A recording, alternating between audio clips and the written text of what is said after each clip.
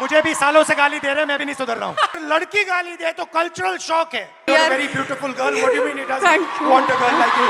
मर्दाना की मैं बात कर रही हूँ तो समझ लीजिएगा वही 56 इंच वाला। पुणे म्हणजे प्रेम। छात्रों की गूंज कार्यक्रम पुण्यात जरी झालेला असला तरी मी तुम्हाला खात्री देऊन सांगतो, अख्खा महाराष्ट्र अजून कालच्या कार्यक्रमातल्या सुखद धक्क्यांनी सावरलेला नसेल. एखादा राजकीय नेता व्यासपीठावरती येऊन थेट पितृसत्ताक व्यवस्थेबद्दल बोलतोय. तो केवळ भाषणबाजी करत नाहीये, तो संवाद साधतोय. तो केवळ राजकीय मुद्दे मांडत नाहीये, या तरुणाईचे भविष्याचे प्रश्न ॲड्रेस करतोय. हे सगळंच चित्र जे आहे ते भारतीय राजकारणासाठी फार सुखद आणि नवीन आहे.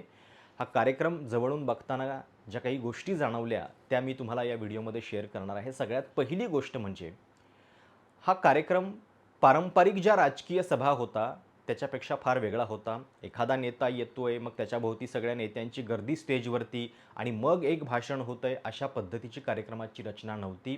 हा एक लाईव्ह कॉन्सर्ट टाईप, तरुणाईला ज्या पद्धतीचे कार्यक्रम आवडतात त्या पद्धतीच्या कार्यक्रमांची ही रचना होती, ज्याच्यामध्ये राहुल गांधींच्या स्टेजवरच्या एंट्रीपासूनच माहोल बनायला सुरुवात होते आणि मग नंतर टप्प्याटप्प्यानं या कार्यक्रमाची रंगत जी आहे ती वाढायला सुरुवात होते. म्हणजे एक पहिलाच फरक हा लक्षात घ्या की जेन्झींना ॲड्रेस करण्यासाठी सरसंघचालक मोहन भागवतांनी जो कार्यक्रम केलेला होता त्याच्यामध्ये स्टेजवरती ते खुर्ची टाकून बसलेत, समोर प्रश्न विचारणारा एक विद्यार्थी निवडला गेला आहे. तो उत्स्फूर्तपणे नाही आहे, तो आपल्याच विचारांचा असेल याची काळजी घेतल्याचं त्या कार्यक्रमातनं स्पष्ट दिसतं. इथं मात्र परिस्थिती वेगळी आहे. इथला हा जो सगळा संवाद होता तो मॅन्युफॅक्चर्ड वाटत नाही आहे. त्यांचे प्रश्न मॅन्युफॅक्चर्ड वाटत नाही आहेत. राहुल गांधींचं स्टेजवरती वावरणं मॅन्युफॅक्चर्ड वाटत नाही आहे. ही या कार्यक्रमाची सगळ्यात मोठी स्ट्रेंथ आहे. आणि सुरुवातच बघा, राहुल गांधींच्या कार्यक्रमामध्ये राहुल राहुल अशा पद्धतीच्या आरोळ्या सुरुवातीलाच येत आहेत. हे भारतीय राजकारणातलं चित्र एका बदलाचं निदर्शक आहे का?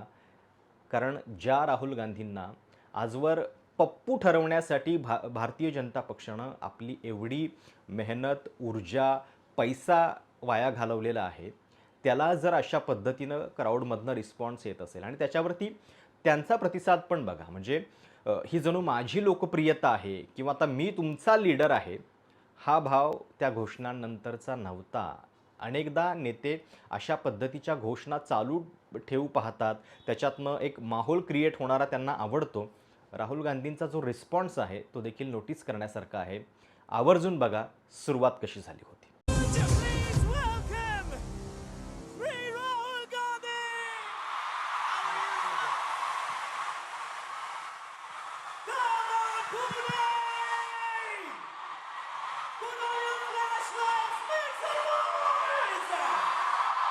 Hello, is it working?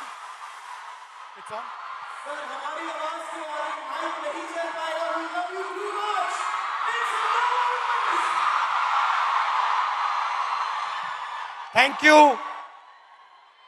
Thank you for this wonderful welcome in Pune.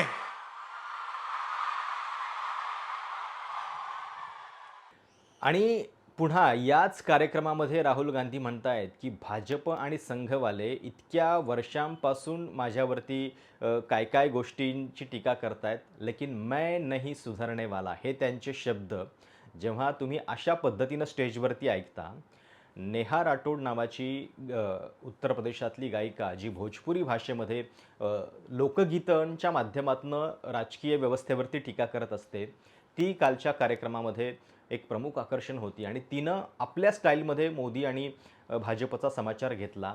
त्यावेळचं हे कम्युनिकेशन आणि मैं नहीं सुधरने वाला, हा जो विश्वास आहे की तुमच्या सगळ्या गोष्टींना मी घाबरत नाही, या विचारसरणीच्या विरोधात मी ठामपणे लढणार आहे. आणि पुन्हा हे जे वाक्य आहे ते सुद्धा प्युअर जेनझी स्टाईलमधलं आहे. काय झालं होतं ऐका. वो सर मुझे गालियां दे रहे हैं पिछले 5 सालों से और कहते हैं तुझे पिछले 5 सालों से गालियां दे रहे, तू सुधरी नहीं. मैं उनसे बता देना चाहती हूँ कि मैं नहीं सुधरने वाली हूँ. मुझे भी सालों से गाली दे रहे हैं, मैं भी नहीं सुधर रहा हूँ. बिल्कुल. अरे औरत पे जोर दिखावे ई कैसा मर्दाना. मर्दाना की मैं बात कर रही हूँ तो समझ लीजिएगा वही 56 इंच वाला. औरत पे जोर दिखावे कैसा मर्दाना, साहेब छोड़ दो ना बेटी बहुओं को धमकाना। अरे बात बात पे ये FIR करवाना, बात बात पे ये FIR करवाना, साहेब छोड़ दो ना बेटी बहुओं को धमकाना। अरे हम है आम जनता न हमको आजमाना, हम जानते हैं कुर्सी पे बैठाना उतरवाना, हम जानते हैं कुर्सी पे बैठाना उतरवाना। अरे मुश्किल है मेरा, इनफैक्ट हमारा मुश्किल है मेरा हौसला तोड़ पाना, साहेब छोड़ दो ना बेटी बहुओं को धमकाना। याच कार्यक्रमातला ॲब्सोल्यूट सिनेमा असं वर्णन करता येईल असा एक क्षण होता, ज्यावेळी एक मुलगी आपल्या लग्नाची कहाणी सांगत होती की कशा पद्धतीनं मुलांना लग्नाच्या गोष्टींमध्ये काही एक ठराविक गृहीतकांनुसार मुली हव्या असतात, गोऱ्यापान हव्यात, स्लिम हव्यात, आणि ती जेव्हा ही सांगत होती तेव्हा सहजपणे जेव्हा राहुल गांधी म्हणतात but you are beautiful trust me, आणि त्याच्यानंतर गर्दीतनं जो टाळ्यांचा आवाज येतो, इतक्या सहजपणे एखाद्या मुलीबद्दल आत्मविश्वासाचे उद्गार तिला देण्यासाठी जेव्हा येतात तेव्हा ज्या हृदयातनं ते आवाज येतात ते किती प्युअर असू शकतं याची कल्पना तुम्हाला येईल. तो देखील प्रसंग आवर्जून बघण्यासारखा आहे. Again, now I'm come back from Delhi and like there is a huge pressure for marriage and guy want a girl who is look fair, educated, healthy, but he doesn't want the girl like me. He wants to pursue his But her you're career. a very beautiful girl. What do you mean he doesn't Thank you. want a girl like you? Thank you.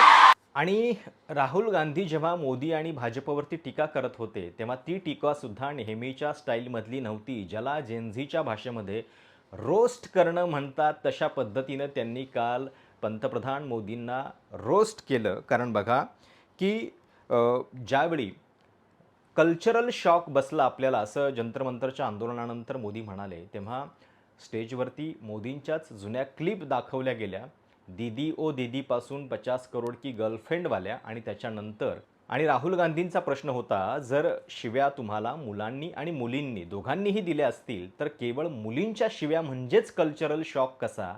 हा जो एक roast करण्याचा प्रकार होता तो या सगळ्या कार्यक्रमामधला एका वेगळ्या स्टाईलमधला टीकेचा प्रकार होता. तो देखील बघा. थोड़ी छोटी सी वीडियो आपको दिखाना चाहता हूं और फिर इसके बाद आपसे एक सवाल पूछना चाहता हूं. ये 50 करोड़ की girlfriend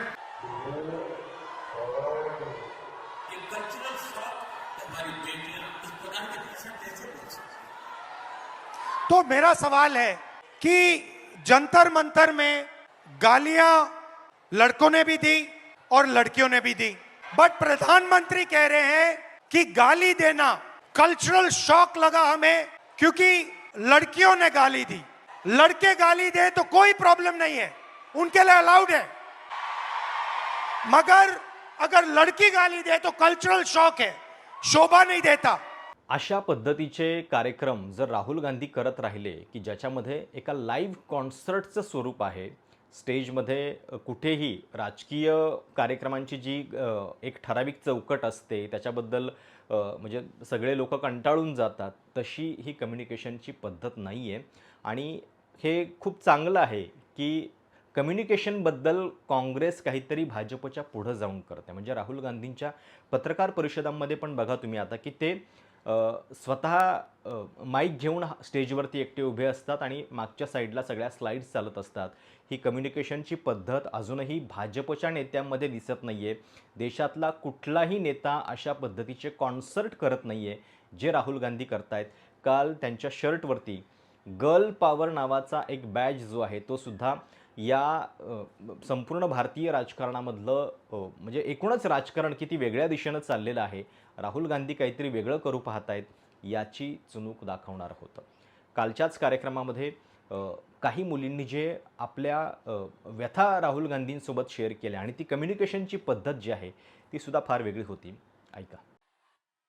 The idea behind this evening is, as is written over there, break the cage.